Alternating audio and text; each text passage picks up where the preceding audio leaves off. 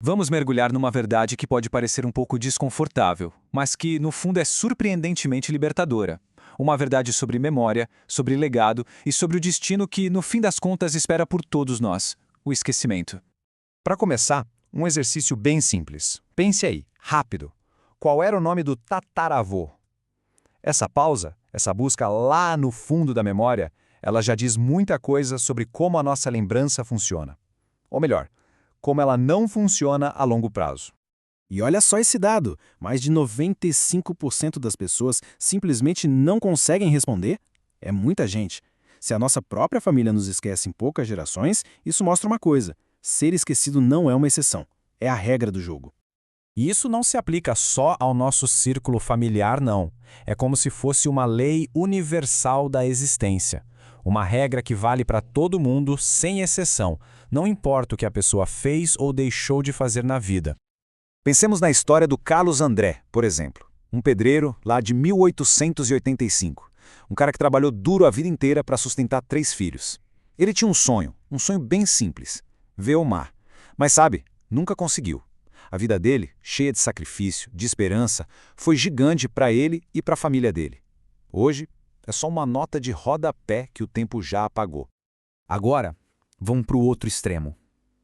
Helena Duarte, uma empresária de sucesso que construiu um verdadeiro império imobiliário. A vida dela foi puro luxo, viagens, reconhecimento. E, no entanto, o destino final foi exatamente o mesmo do Carlos. O esquecimento é o grande nivelador. Ele não quer saber da conta bancária de ninguém. A gente pode até pensar, tudo bem, mas essas eram pessoas comuns. E os gigantes da história? Aquelas figuras que parecem ter o nome gravado na pedra do tempo. Eles com certeza escapam disso, né? Será mesmo? Olha só esses nomes. São pessoas que morreram há menos de um século. Ganhadores de prêmio Nobel, o pai da energia nuclear, o cara por trás do programa espacial soviético. As contribuições deles literalmente moldaram o mundo em que a gente vive hoje. E ainda assim, para a maioria de nós, esses nomes soam vagos, distantes. A regra, pelo visto, não poupa ninguém. E é exatamente aqui que a nossa conversa toma um rumo inesperado. Porque e se a gente parar de ver o esquecimento como uma tragédia? E se, na verdade, ele for uma espécie de libertação, uma permissão para a gente viver de um jeito diferente? Claro! Isso leva direto para aquela pergunta gigantesca, né? Se o resultado final é o mesmo para todo mundo, por que se esforçar? Para que construir qualquer coisa? Qual é o sentido disso tudo? E a resposta é profundamente libertadora. O esquecimento não tira o sentido da vida.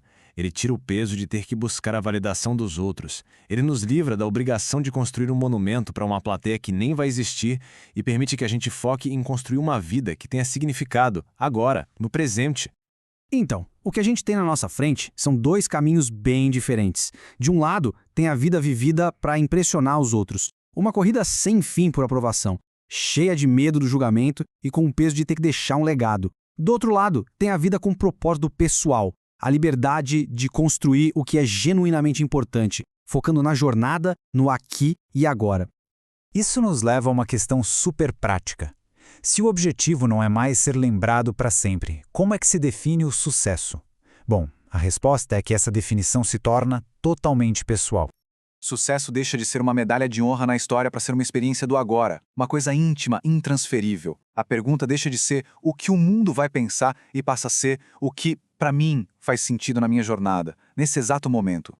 E o sucesso pode ser tanta coisa. Pode ser algo grandioso, como abrir uma empresa, ou algo super íntimo, como fazer um novo amigo. Pode ser criar bem os filhos, mudar de casa, perder peso, aprender uma habilidade nova. Não existe uma hierarquia de sucesso. Cada uma dessas coisas é válida porque é importante para quem está vivendo aquilo. E o ponto mais importante é que essa definição não é fixa. O que é sucesso aos 20 anos pode ser totalmente irrelevante aos 40. A vida é fluida, né? E a nossa ideia de sucesso precisa acompanhar essa dança. Isso permite que a gente encontre e celebre o progresso em cada fase da vida. E para fechar a nossa reflexão, fica aqui um desafio. Um convite para levar essa ideia para o centro da própria vida. A reflexão final é essa: se não houvesse o peso de precisar ser lembrado, como a vida seria vivida? Se a preocupação com o julgamento futuro e a necessidade de deixar um legado simplesmente sumissem da equação, que decisões seriam possíveis? Que novos caminhos se abririam? Essa talvez seja a pergunta mais libertadora de todas.